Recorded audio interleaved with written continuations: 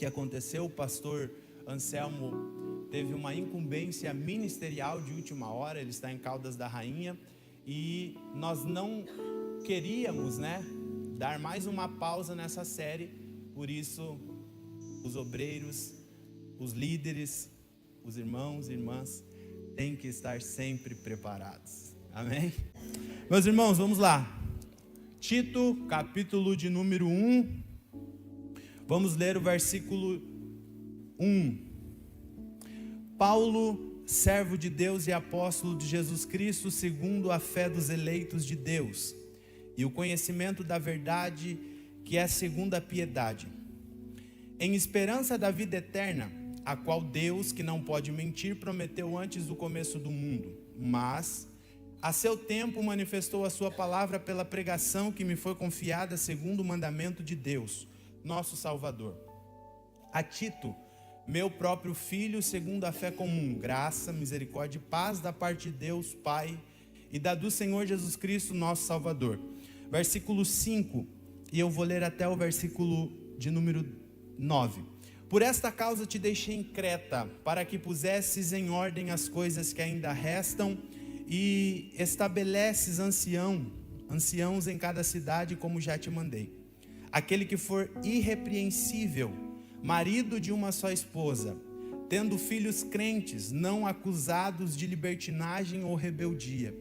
Porque o bispo deve ser irrepreensível como administrador de Deus, não soberbo, nem iracundo, nem dado ao vinho, nem espancador, nem cobiçoso de lucro desonesto, mas amante da hospitalidade, amante dos bons, sóbrio, justo, santo, temperante, retendo firme a fiel palavra que lhe foi ensinada, para que seja capaz, pela sã doutrina, tanto de admoestar como de convencer os contradizentes. Você que pode, diga amém.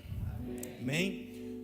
Nós estamos trabalhando em cima dessa epístola pastoral que o grande apóstolo Paulo, o responsável por deixar para nós a espinha dorsal doutrinária da igreja, endereçou àquele que recebe o título também, assim como Timóteo, de filho na fé. Existem 3 cartas de cunho pastoral no Novo Testamento. São elas 1 Timóteo, 2 a Timóteo e a carta que o apóstolo Paulo endereçou a Tito. Cronologicamente, fora escrito a primeira carta ao apóstolo, a primeira carta que o apóstolo Paulo escreveu a Timóteo, depois a carta que o apóstolo Paulo endereçou a Tito e depois a segunda carta que o apóstolo Paulo endereçou a Timóteo. Isso de maneira cronológica. Timóteo pastoreava a cidade de Éfeso. Tito pastoreava uma igreja que ficava na ilha, a ilha chamada Creta. A ilha de Creta era uma ilha muito grande, na verdade é a maior ilha do mar Mediterrâneo, e na ilha de Creta tinha cerca de 500 mil habitantes. É bem verdade que, segundo o que escreveu Orígenes e Flávio Joséfo, cerca de 90 congregações estavam situadas na ilha chamada Creta. Era uma ilha de cerca de 250 quilômetros de comprimento por 50 quilômetros de largura.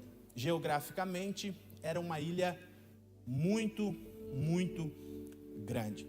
A pergunta que fica para nós hoje é: como é que o evangelho chegou até os cretenses? Uma das variações, uma das fontes, um dos segmentos que nós temos como base para chegar à conclusão de como o evangelho chegou até a ilha de Creta se encontra no livro de Atos dos Apóstolos.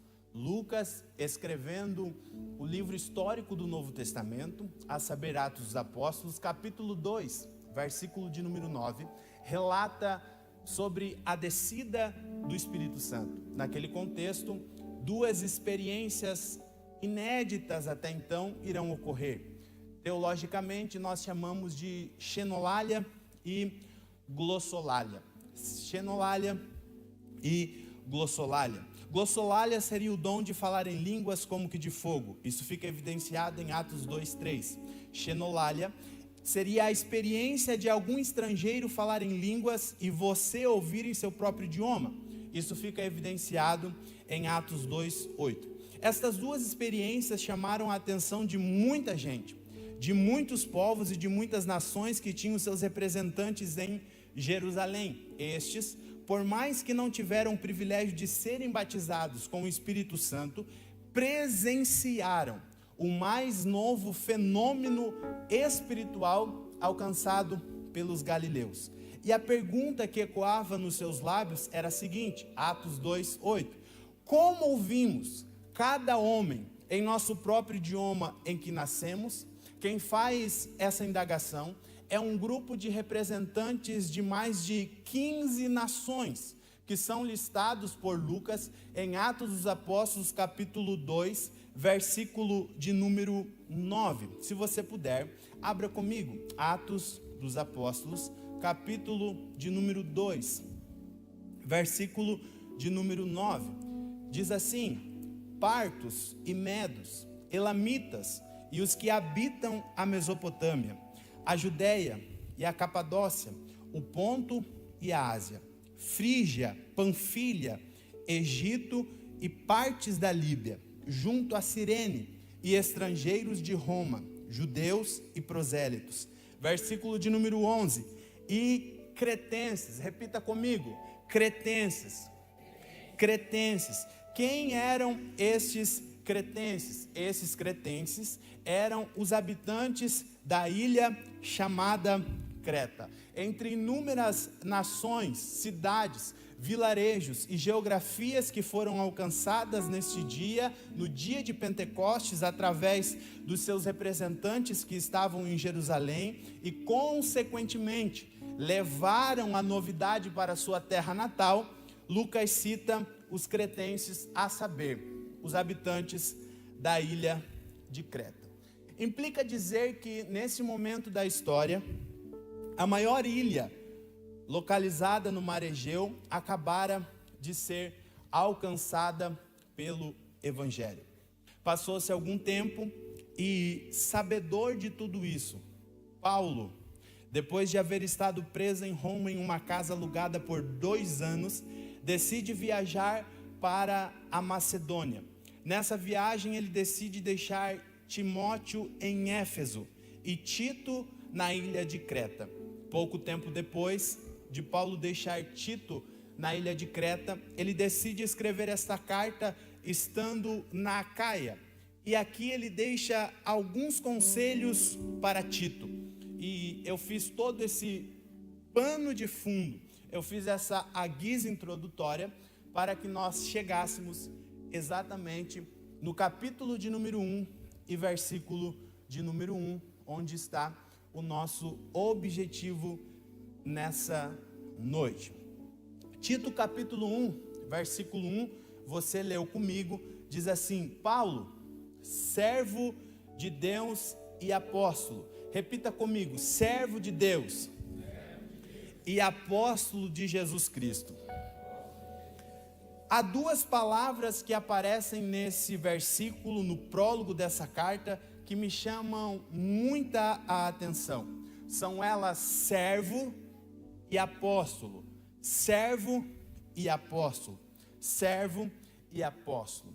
A palavra servo que aparece nesse contexto aqui, no grego é ruperetas. Ruperetas. Ruperetas é o remador das partes baixas de um navio.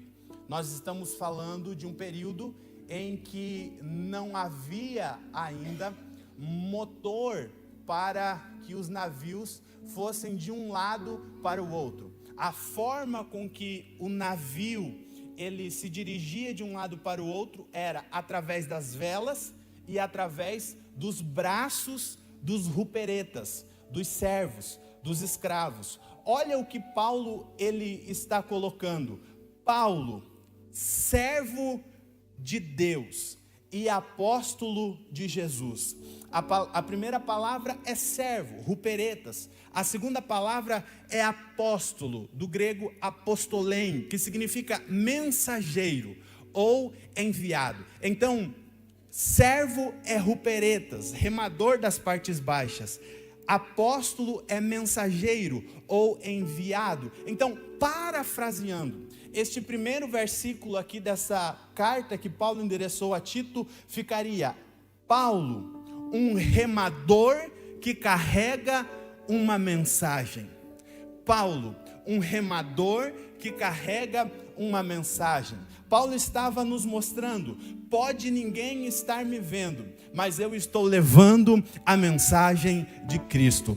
Paulo representa aqueles que entenderam que evangelho não é aparência, evangelho é essência. Quando eu entendo essa verdade, o púlpito não é mais visto como um troféu, o cargo não é mais visto como o objetivo principal. A busca incansável pela bajulação já não me atrai.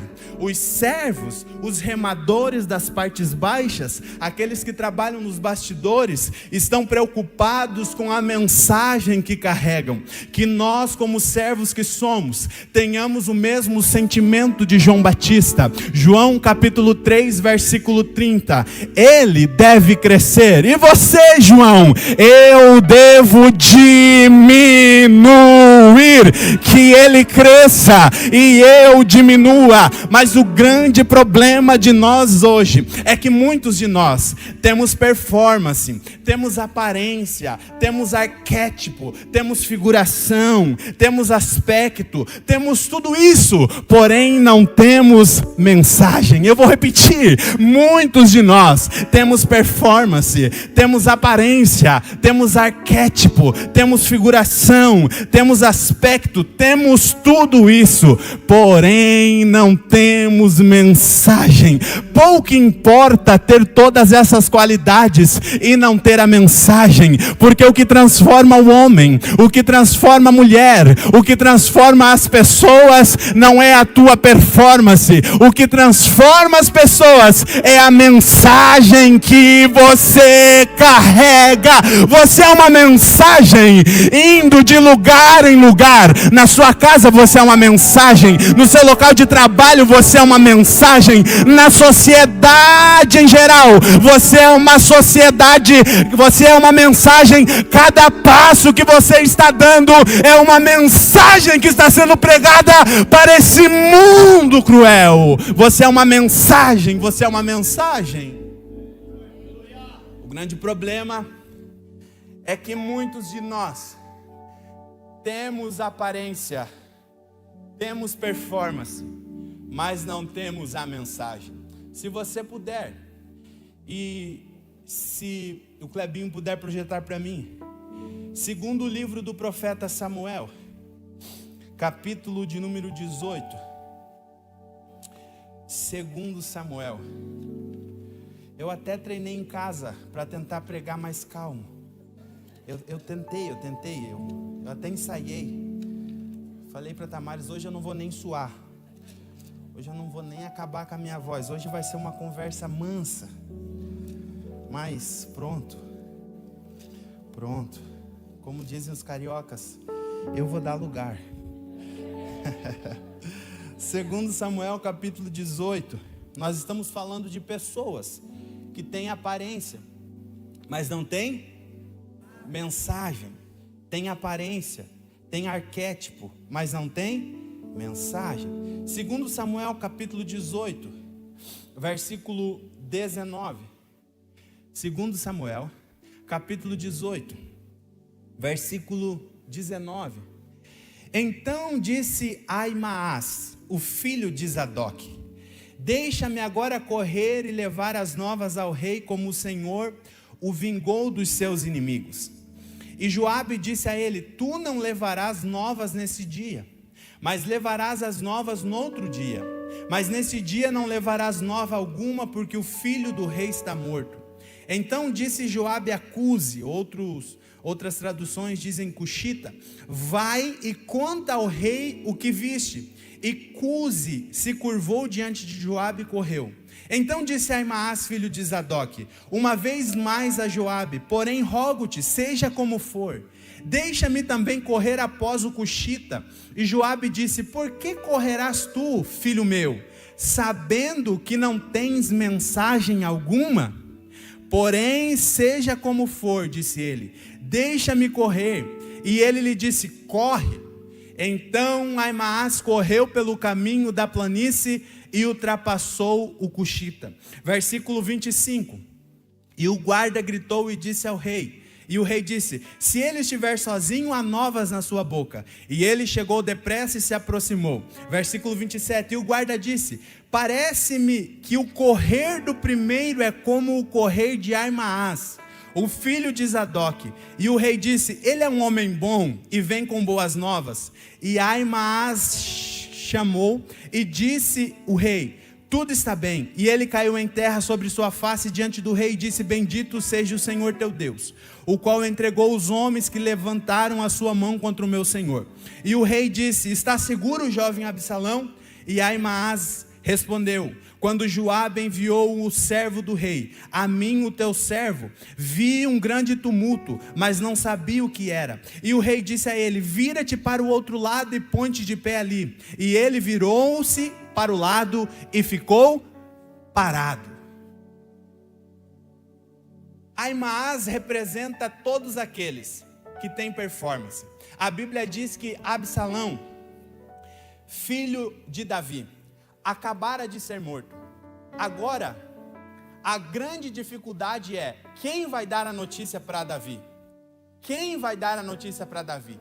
Joabe então chama Cusi, um cuxita, e diz, olha, vai, corre e diz para Davi que o filho dele, Absalão, está morto. Mas Aimaas vendo aquilo, ele fala, não, quem vai entregar a notícia sou eu quero carregar a mensagem. Joabe disse, não, você pode carregar outro dia, hoje você não vai ter mensagem para o rei, você não vai ter mensagem. Ele diz, não, eu quero. Ele insiste, fica uma guerra, uma briga entre ir e não ir. Joabe diz, quer saber? Vai, corre, mas tu não tem mensagem. O cuxita corria tão bem, ele tinha tanta performance, ele tinha tanto preparo, que Aimaas, tinha tanto preparo, que ele ultrapassou o cuxita, chegou até Davi primeiro. Aí Davi pergunta, qual é a mensagem que tu trouxe? Ele diz, não, eu não tenho mensagem alguma, porque quem está carregando a mensagem está atrás de mim. Davi disse, vira-te, sai da minha presença, porque você não carrega mensagem nenhuma. Aimaas tinha talento, Aimaas tinha histórico, Aimaas tinha status, mas não tinha mensagem. Aimaas tinha tudo, mas não tinha uma mensagem. Aí vem o cuxita vem até devagar, não corria muito bem, não tinha um histórico muito bom, mas chegou diante da presença do rei e disse, rei, eu tenho uma mensagem que Joabe lhe mandou. Deus está levantando em nosso meio cuxitas, que às vezes vão até devagar, às vezes até tropeçando pelo caminho devido às dificuldades, mas quando abrem a sua boca tem uma mensagem de Deus para dizer. Chega de Aimaas, chega de pessoas que têm status, chega de pessoas que têm aparência, mas não carregam uma mensagem vinda do alto. A mensagem é Jesus e a profecia é a Bíblia. Abre bem a tua boca que eu a encherei, diz o Senhor de Israel. Aleluia. Há duas palavras gregas sobre este assunto que são pertinentes. A primeira palavra é kerix, a segunda palavra é querigma. Kerix e querigma.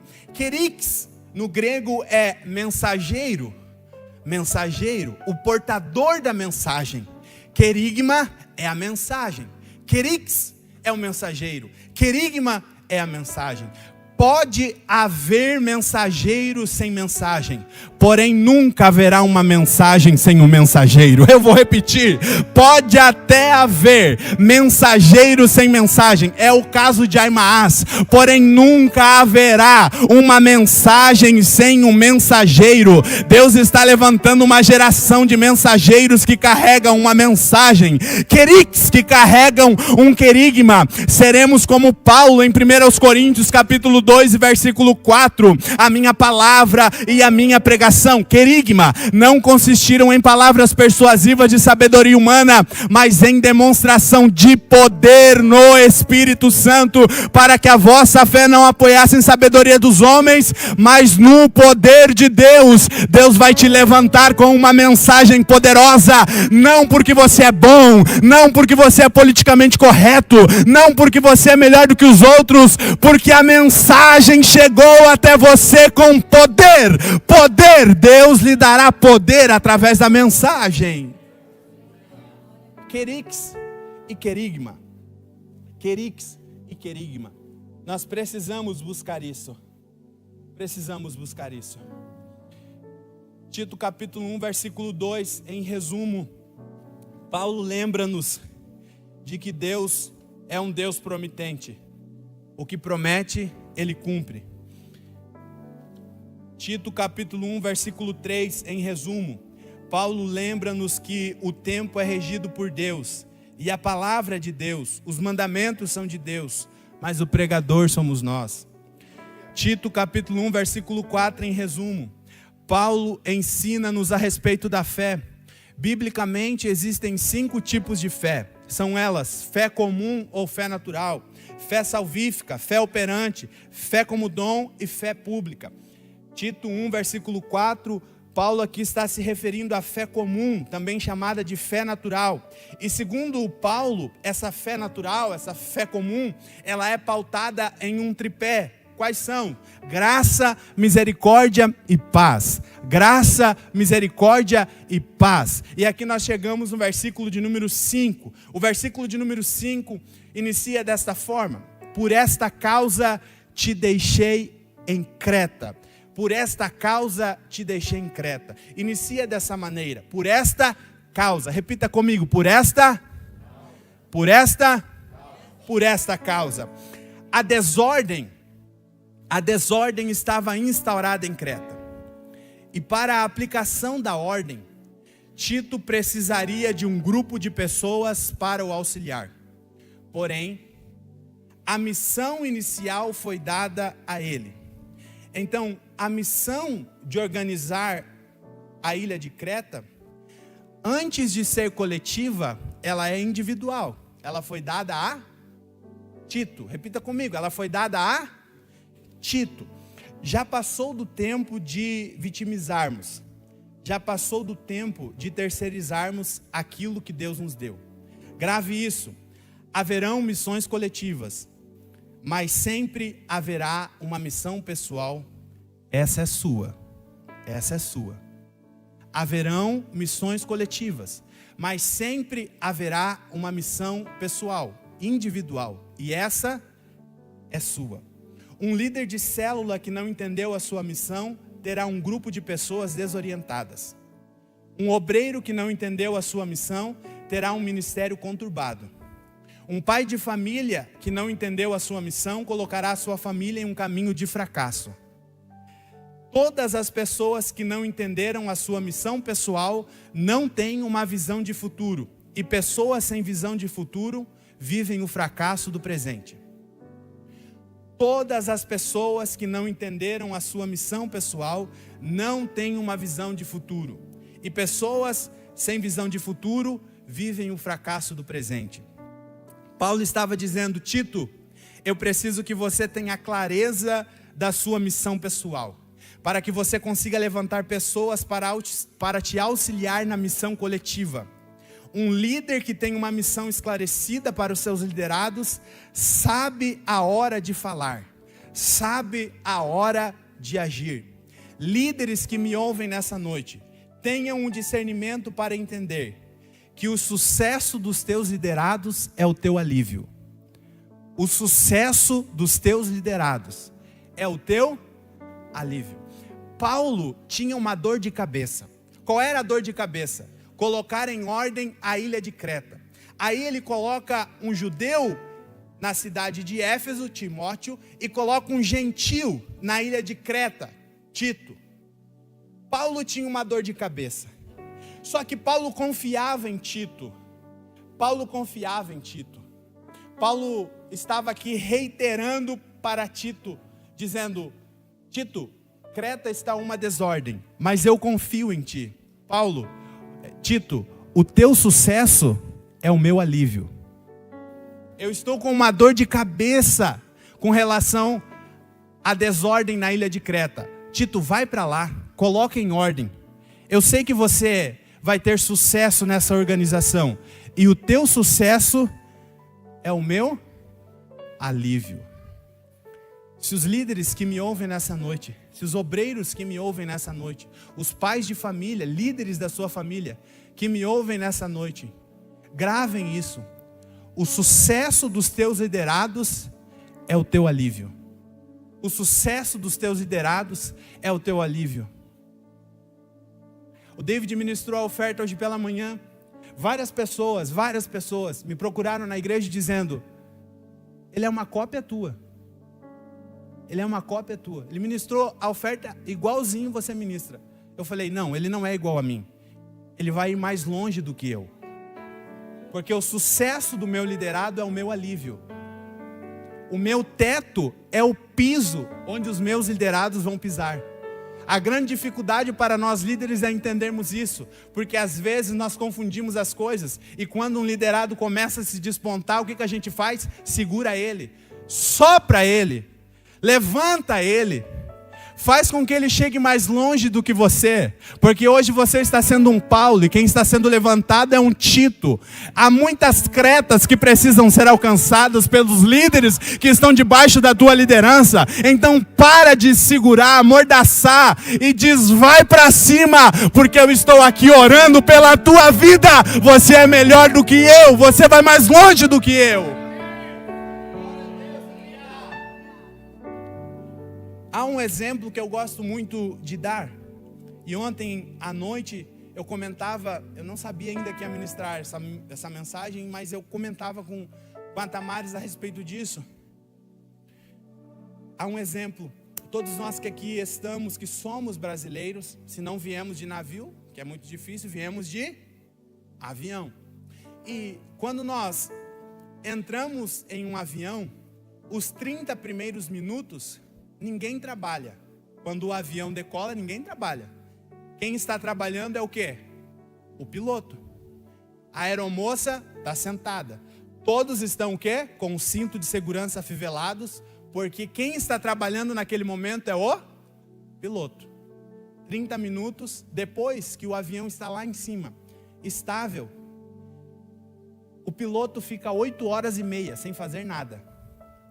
Ele fica sem fazer nada. E quem trabalha é a sua equipe. Repita comigo: o piloto fica 8h30 sem fazer nada, e quem trabalha é a sua equipe. Só que quando está chegando no destino, novamente toda a sua equipe se senta, e quem volta a trabalhar?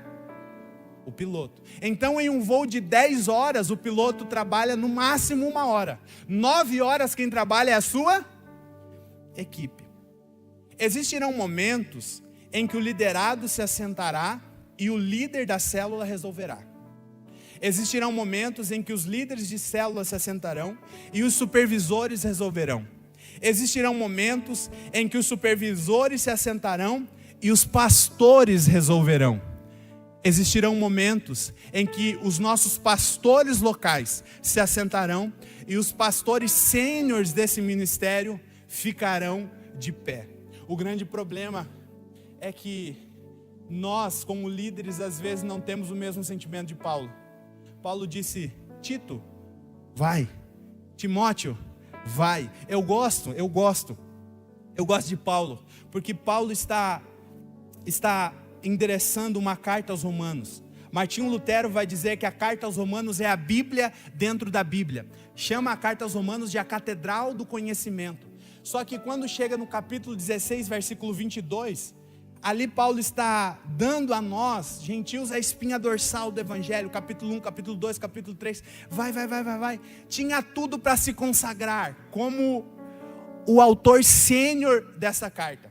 Mas quando chega no capítulo 16, versículo 22, Paulo abre um parêntese e diz: Tércio, escreve aí, eu, Tércio, que com minhas próprias mãos escrevi.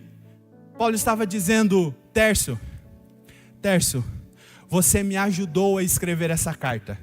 Eu não sei quem esta carta irá alcançar, mas onde quer que essa carta chegue, eles lembrarão que eu não escrevi essa carta sozinho. Tinha um Tércio do meu lado. Ninguém chega a lugar nenhum sozinho. A carta aos Romanos alcançou muitas pessoas, muitas nações. Chegou até nós o dia de hoje. Mas todas as vezes que nós estudamos a carta aos Romanos, nós lemos: eu, Tércio, que com minhas próprias mãos escrevi. A autoria de Paulo, quem escreveu foi Tércio. Pessoas estão ao seu lado, não é para te prender, não é para te lançar para baixo, é para dizer: eu estou contigo para o que der e vier. Deus está levantando alguns Tércios no teu ministério. Deus está levantando alguns Tércios na tua célula. Pessoas que estarão contigo a todo momento, dizendo: eu estou contigo e não abro. Estou contigo e não abro. Dos versículos 6 ao versículo 9 desse primeiro capítulo,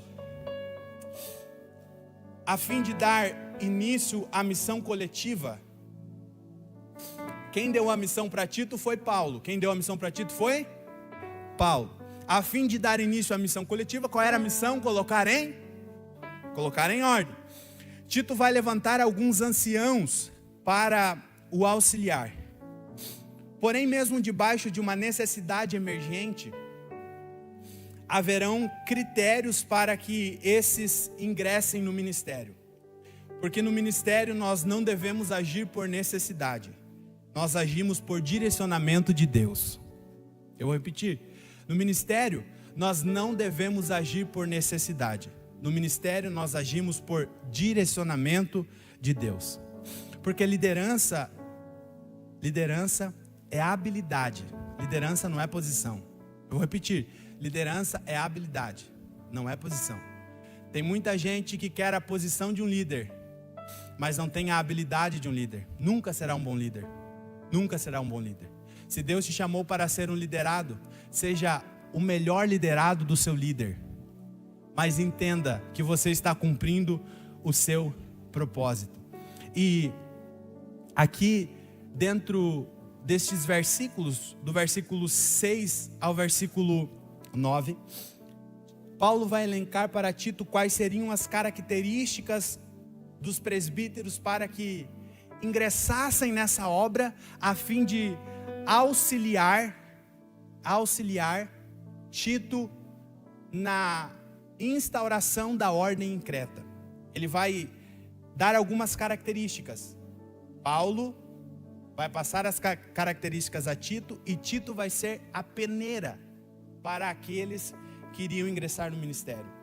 A primeira característica que Paulo dá para Tito de um bom presbítero é que um bom presbítero deve ser irrepreensível na família.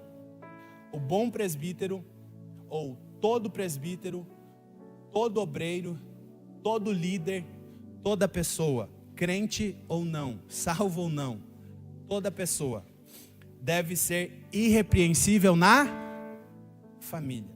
Toda pessoa deve ser irrepreensível na família. Olha o que ele fala: aquele que for irrepreensível, marido de uma só esposa, marido de uma só esposa, ou de uma só mulher. Aqui muitos já ficam, né? Aqui a peneira já deixa alguns. Aquele que for irrepreensível, marido de uma só esposa, tendo filhos crentes. Tendo filhos crentes. Não é o ministério, não é a semieleiria que está falando isso, tá? Quem está dizendo isso é a Bíblia. Não é o pastor Anselmo que institucionalizou isso, não sou eu. Quem está falando é a Bíblia. Vamos lá. Aquele que for irrepreensível, marido de uma só esposa, tendo filhos crentes, não acusados de libertinagem ou rebeldia, porque o bispo deve ser irrepreensível. Então, a primeira característica de um líder, de um bispo, de um presbítero, de um ancião, enfim, aplique como você bem quiser, até porque a palavra ancião, a palavra supervisor, a palavra presbítero, a palavra pastor, nesse contexto bíblico, são chamados de termos intercambiáveis, têm o mesmo significado. Todas elas significam episcopos no grego, episcopado. Por isso que aquele que deseja o episcopado, excelente obra, deseja, almeja. Então, a primeira característica do líder é ser irrepreensível na família. A segunda característica de um líder é ser irrepreensível no caráter. Ser irrepreensível no caráter. A primeira peneira é ser irrepreensível na família. A segunda é ser irrepreensível no caráter. Eu me lembro que antigamente, né? Eu sou novo, tenho 29 anos, mas eu me lembro que antigamente meu sogro, aqueles que vieram antes do meu sogro ainda, quando iam separar um homem ao ministério, chamavam a mulher de canto, né? E aí? Acho que no Nordeste é assim ainda, né? No Nordeste ainda é assim. Nordeste é... Cadê os nordestinos aí? É, ainda é. Nordeste chamavam a mulher de canto e diziam: paz, irmã, tudo bem? E aí? Como que o varão é em casa? Mas pode falar, fala de maneira bem aberta. Como que ele é? Como que ele trata a senhora? Como que ele trata os seus filhos? Como que ele trata a sogra, o sogro? Cadê a sogra? Levanta a mão aí, sogra. Oh, glória. Como que ele trata aqueles seus familiares? Ali, meu amigo, ali muitos já ficavam naquela peneira. Aqui, pastor, ele é uma bênção. Em casa, é um diabinho. Alguns é um diabão, né? Alguns é... Meu Deus. Pastor aqui, ele é irreconhecível. Meu Deus. Ele marcha, ele roda. Ele fala em línguas, ele dá voadora. Ele, enfim. E em casa, ele me dá voadora. Em casa, ele é terrível. Em casa, Jesus amado. Então, todo homem... Todo obreiro, todo líder, toda pessoa deve ser irrepreensível na família. Na família. Não é só como eu trato a minha esposa, como a minha esposa me trata. É também como as pessoas percebem que eu trato ela. Porque às vezes nós não nos preocupamos com isso. Ah, Abel, então eu vou ficar preocupado com o que vão falar. Se você é obreiro, sim. Porque você imaginou? Alguém vê você... num lugarzinho que ninguém conhece, dando uma cotoveladinha na sua esposa? Ah, não, é uma bênção, pronto. O que ele vai chegar em casa? Se é um liderado seu, ele viu você dando uma cotoveladinha a alguém, em casa ele vai dar o quê na esposa?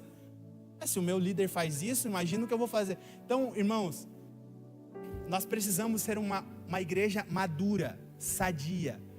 A Bíblia usa muito esse termo, sã doutrina, saudável. Então, além de tratar a minha família de maneira adequada, as pessoas também têm que ver eu tratando a minha família de maneira adequada. Isso soa muito. Além de ser irrepreensível na família, o líder também deve ser irrepreensível no caráter. Irrepreensível no caráter. Terceiro, o líder deve ser irrepreensível no ensino. Todo homem deve ser irrepreensível no ensino. Tem pessoas, hoje não mais, né? Hoje não mais, acredito, que usavam a Bíblia como um amuleto, né? Abriam a Bíblia lá no Salmo 23, Salmo de número 119. E quem tinha aquelas estantes lá no Brasil, né? Colocava ali com um relógio de Moisés tocando e o mar abrindo. Vocês se lembram? Os mais velhos aí lembraram. Eu sou novo, eu não lembro disso. Me falaram, né? Me falaram isso.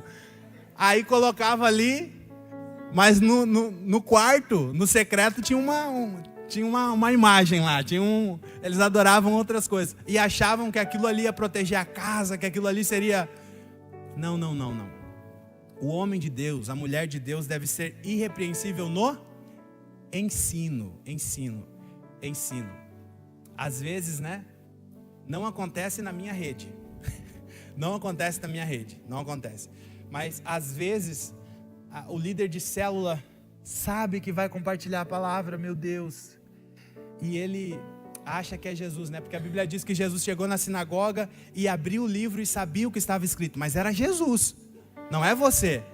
Tem gente que pensa que é melhor do que Jesus. Ele chega na célula 7h45, começa às 8h. Ele chega, vai tranquilão, chega na célula, abriu o livro e ele não sabia o que estava escrito. Por quê? Não ruminou a palavra. Não é chegar no ambiente e abrir... Não é chegar aqui, abrir o livro e querer que você coma qualquer coisa, que você mastigue qualquer coisa. Eu sou responsável por esse alimento que você está comendo nessa noite. Eu sou responsável por essa palavra que está sendo compartilhada. Deus vai requerer de mim, vai requerer do pastor, vai requerer dos obreiros, mas você lá na sua casa tem que fazer a sua parte. Eu gosto sempre de falar, tem pessoas que têm uma vida torta a semana inteira, aí quando está chegando ali na rotunda da Macro, diz, a nuvem já baixou, já estou arrepiado, a glória já desceu. Quando chega ali, já chega falando em línguas. Aí quando vai para casa, vira a peste de sempre. Não tem transformação, não tem regeneração. Larga dessa vida incrédula, terrível. Deixa que a palavra vai te transformar nessa noite. Seja um homem irrepreensível na família, no caráter, no ensino. A espada da palavra vai te pegar nessa noite. Já me empolguei. Por que é que nós devemos levantar uma equipe? Porque líderes se cansam, equipe não. A equipe sempre prevalecerá. Eu vou repetir. Líderes se cansam, equipe não.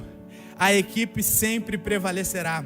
Moisés é considerado o maior legislador de Israel, porque teve pessoas ao seu lado. Davi é considerado até hoje o maior rei da nação de Israel, porque teve pessoas ao seu lado. Elias é considerado o maior dos profetas de Israel, porque teve alguém do seu lado. Paulo é considerado o maior dos apóstolos, porque nunca caminhou sozinho, sempre teve alguém do seu lado. A pergunta que fica para nós hoje é: quem está caminhando do seu lado? Quem está caminhando do seu lado? Não seja um cristão solitário. Se agarre em alguém e diga: eu estou contigo. Eu não abro mão da tua amizade. Eu não abro mão de caminhar contigo. Eu não abro mão de ser liderado por você. Eu não abro mão dos meus líderes. Não abra mão da liderança que Deus instituiu e constituiu sobre a tua cabeça. Quem está caminhando ao seu lado? Porém, nós só conseguiremos ter alguém ao nosso lado quando decidirmos caminhar ao lado de alguém.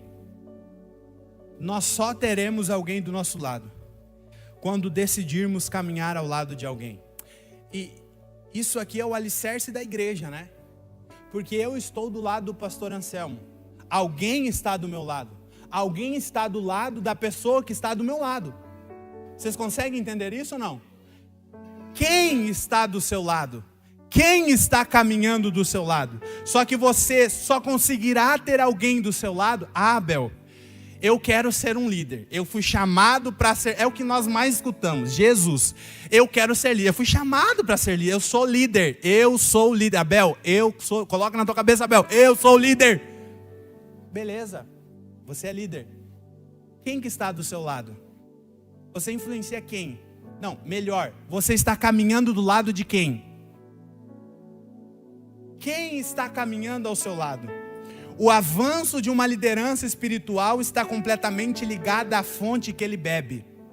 Líderes saudáveis geram discípulos saudáveis. Líderes leais geram discípulos leais. Nós somos o retrato de quem nós decidimos seguir. Eu vou repetir. Nós somos o retrato de quem nós decidimos seguir. Você é o retrato de quem você segue. Você é o retrato de quem você segue. Quem você está seguindo? Eu estou seguindo um influencer. Eu estou seguindo alguém da rede social. Eu estou seguindo... Eu vou parar por aqui porque Deus vai me dar nomes aqui nessa noite. Eu vou parar. Quem você está seguindo? Eu sigo a palavra. Eu prefiro ficar com a palavra. Eu prefiro ficar com a palavra. Eu prefiro ficar com a palavra. Tem alguém que trouxe Bíblia aí nessa noite? Eu prefiro ficar com a palavra. Levante a sua Bíblia. Eu prefiro ficar com a palavra. Eu prefiro ficar com a palavra. A palavra, a palavra, a palavra, a palavra, a palavra, a palavra, a palavra, a palavra, a palavra, a palavra. Palavra, palavra, palavra, palavra.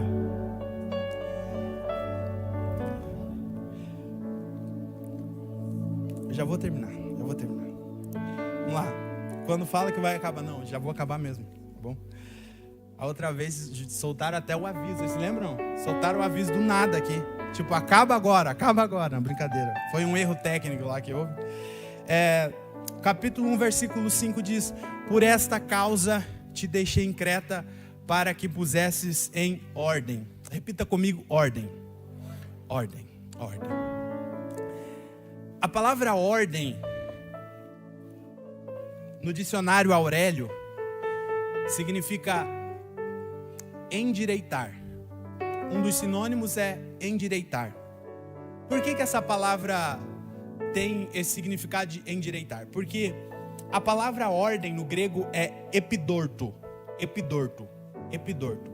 Epidorto é uma palavra usada pelos médicos para indicar a correção dos membros. Eu vou repetir. Ordem, epidorto no grego, é uma palavra médica usada para indicar a correção dos membros. Então,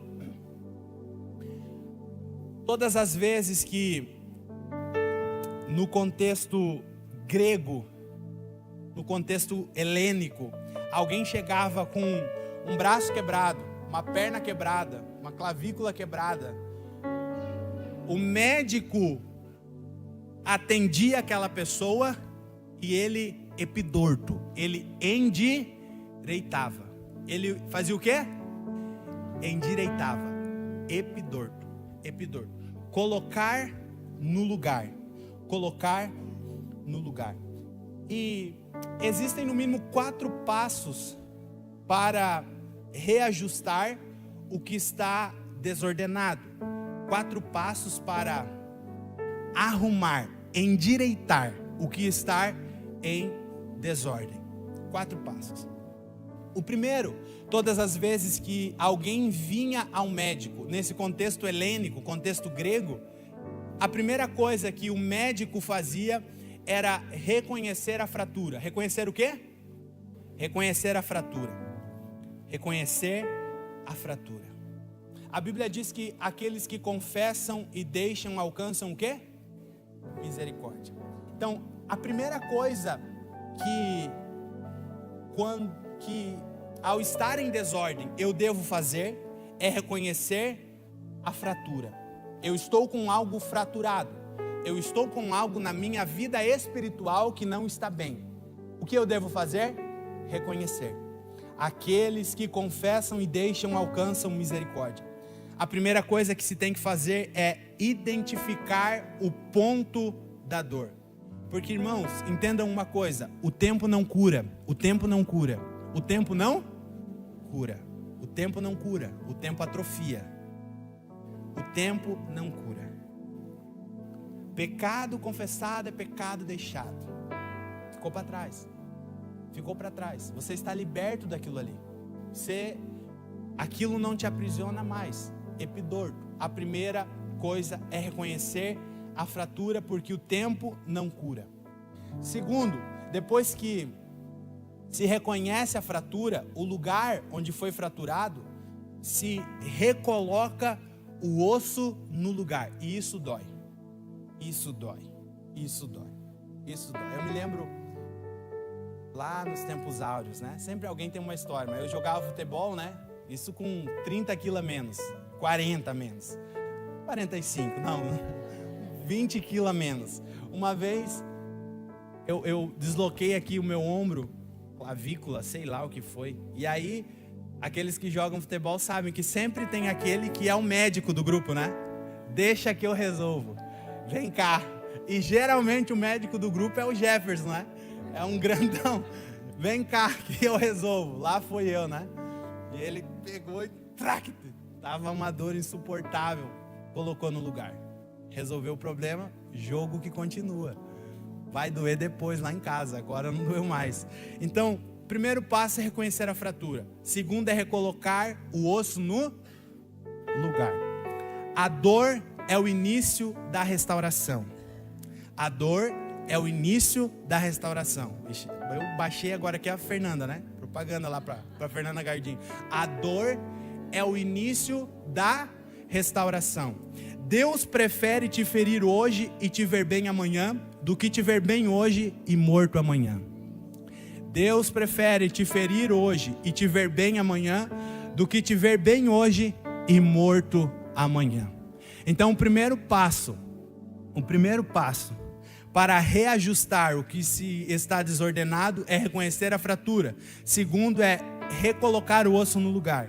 Segundo é imobilizar. Quem já quebrou o braço aqui?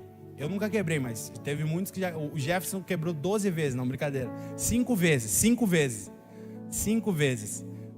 Já curava sozinho já, né? Já tinha o gesso em casa. Ó, pai, quebrei, coloca o gesso. Tá aqui. 5 vezes. Imagina. Então o primeiro passo é reconhecer a fratura. O segundo é recolocar o osso no lugar. O terceiro passo é imobilizar. Deixar inerte. Tudo o que está em desordem na tua casa, na tua família, no teu ministério, enfim, você tem que seguir esses passos. Reconhecer a fratura, recolocar o osso no lugar, imobilizar, deixar inerte. Só que esse deixar inerte deve ser um ato de amor. O stop de um líder para você não é porque ele quer te ver mal.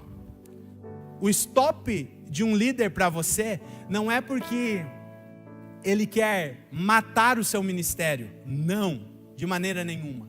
O stop de um líder para você é, através de um ato de amor, ele dizer para você: eu estou te imobilizando hoje para que você desfrute de tudo que Deus tem preparado para você amanhã. Então, há pessoas que ao longo do trajeto, alguns terão que ter um particular com os líderes, porque passaram por situações difíceis e que precisaram reconhecer a fratura, recolocar o osso no lugar, imobilizar, ficar um tempo ali, né? Ficar um tempo inerte, porque é um tempo de reflexão, é um tempo de cura, é um tempo em que o osso é colado, é um tempo que você tem um particular com Deus, é um tempo que você busca mais, é um tempo que você jejua mais, é um tempo que você se consagra mais, é um tempo que Deus te dá um stop, um pare, fique por um período de tempo calado. Esse é o terceiro passo, é a imobilização. Mas ainda tem o quarto passo, que é a reabilitação. Primeiro você reconhece a fratura. Segundo, você recoloca o osso no lugar. Terceiro, você imobiliza. Quarto, você vai passar por um processo de reabilitação. É quando o gesso é tirado. É quando o tempo do stop do seu líder, o tempo do stop de Deus é parado. E Deus te dá legalidade para dizer: vem, continua, caminha comigo. Deus está reabilitando pessoas que estavam atrofiadas pelo tempo, atrofiadas por líderes que o subjugaram, atrofiadas por ministérios que o subjugaram. Deus te trouxe nessa noite para te dizer: eu estou te reabilitando novamente. Você não se ficará mais atrofiado. Deus te reestabelecerá novamente. É isso que Deus faz com as nossas vidas. Porque Deus, Ele não evita processos. Deus não evita processos. Você tem que passar por esses 4 processos. Você tem que reconhecer a fratura. Você tem que recolocar o osso no lugar. Você tem que passar por um período de imobilização. E você tem que passar pelo processo da reabilitação. Que Deus dê discernimento para você liderado. Que Deus dê discernimento para você líder. Para saber lidar com essas pessoas que Deus está tirando o gesso delas hoje. Deus está tirando, teve alguém que pegou essa palavra ali, Deus está tirando alguns gessos de pessoas que estavam atrofiadas pelo tempo. Deus está lançando isso fora e dizendo: você vai para o 4º passo, você vai para o período da reabilitação. Fisioterapia para você, você está liberado. Você cantava, não canta mais. Você pregava, não prega mais. Você ensinava, não ensina mais. Você evangelizava, não evangeliza mais. Você fazia tanta coisa e não faz mais. O tempo da reabilitação chegou e Deus está colocando um novo cântico na sua boca. Você irá fazer, você irá desfrutar de tudo que Deus tem preparado para a sua vida. Se você acredita nessa palavra, fique de pé, por gentileza.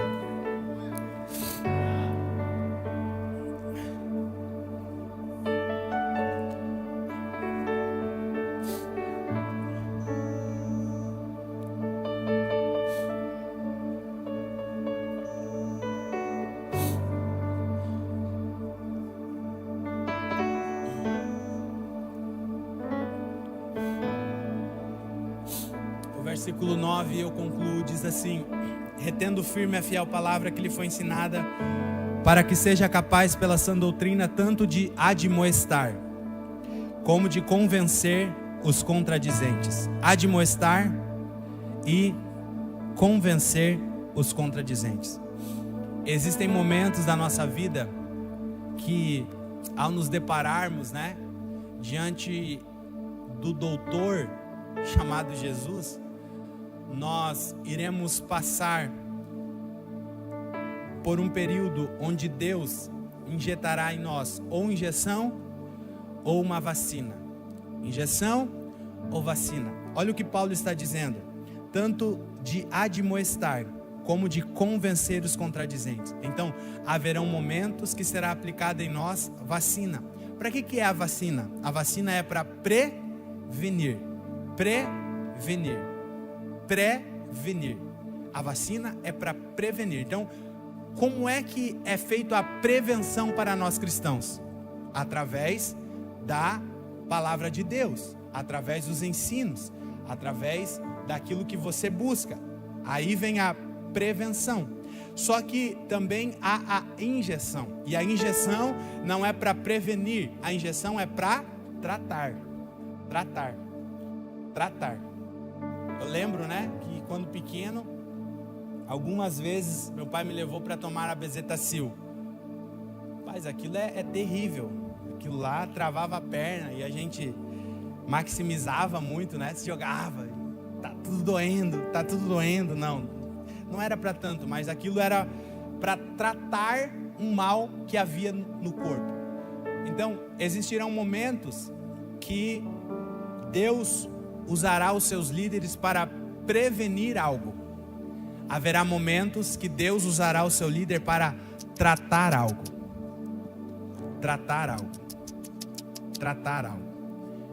Porque púlpitos sarados geram gabinetes vazios.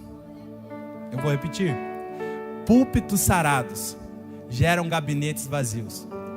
O grande sonho da minha vida é que um dia aconteça isso. Porque quando vai chegando sexta-feira, os liderados vão mandando mensagem, Preciso de um tempo de mesa para a semana que vem. Preciso me assentar com vocês para a semana que vem. O grande sonho, ou o meu grande sonho, é que depois de uma exposição de uma palavra, as pessoas mandem mensagem depois de um culto dizendo: olha, não precisará mais daquele gabinete. Por quê? Eu já fui sarado pela palavra. púlpitos sarados, gabinetes vazios.